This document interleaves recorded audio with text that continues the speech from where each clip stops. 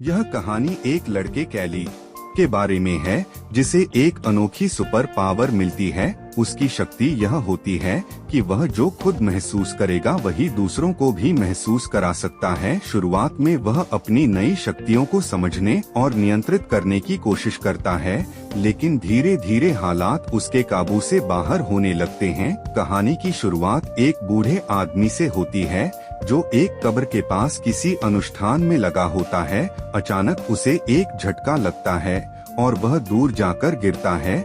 जब वह उठता है तो उसे एहसास होता है कि उसका अनुष्ठान पूरा हो चुका है और उसे शक्तियाँ मिल चुकी हैं। इसके बाद कहानी मुख्य किरदार कैली पर केंद्रित हो जाती है। कैली को एक अजीब आदत होती है, वह कागज खाने का आदी होता है। एक दिन जब वह खरीदारी करने जाता है तो उसे उसके कुछ क्लासमेट मिलते हैं जो उसका मजाक उड़ाने लगते हैं। उसकी बचपन की दोस्त डोमिनी उसे बचाने की कोशिश करती है, लेकिन वे लड़के और ज्यादा गुस्सा हो जाते हैं और कैली को कचरे के डिब्बे में फेंक देते हैं। डोमिनी हिम्मत दिखाकर उन लड़कों को वहां से भगा देती है। कैली जब स्कूल पहुंचता है तो देखता है कि उसकी कचरे में गिरने की वीडियो वायरल हो चुकी है।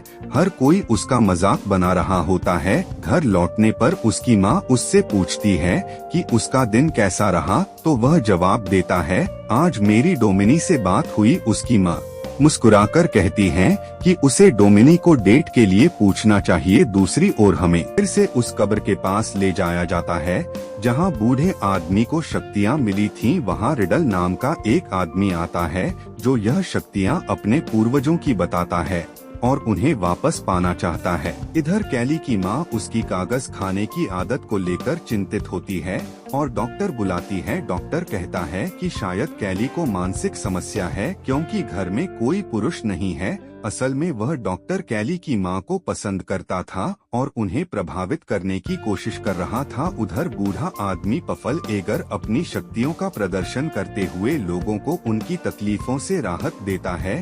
कैली की माँ सोचती है कि शायद वह कैली की मदद कर सकता है, इसलिए उसे घर बुलाती है। लेकिन जब पफल एगर कैली को छूता है तो उसे भयानक दर्द महसूस होता है और उसकी मौत हो जाती है। उसकी शक्तियाँ अब कैली के अंदर समा जाती हैं। धीरे धीरे कैली अपनी शक्तियों को समझने लगता है। उसे एहसास होता है कि अगर कोई उसे चोट पहुंचाने की कोशिश करेगा तो चोट खुद उसे ही लगेगी। वह इस शक्ति से खुश होता है, लेकिन जल्द ही उसे अपनी ताकत का सच्चा असर समझ आता है जब उसकी वजह से एक व्यक्ति की मौत हो जाती है। कहानी आगे बढ़ती है और कैली की मां को एक षड्यंत्र के तहत मार दिया जाता है। यह देखकर कैली बदला लेने की ठान लेता है और उन लोगों को मारने लगता है जिन्होंने उसकी मां की हत्या की थी। आखिर में कैली को उसकी शक्तियों से मुक्त करने के लिए एक अनुष्ठान किया जाता है, लेकिन जब उसे पता चलता है कि इससे उसकी जान चली जाएगी तो वह वहां से भागने की कोशिश करता है। डोमिनी उसकी रक्षा करना चाहती है,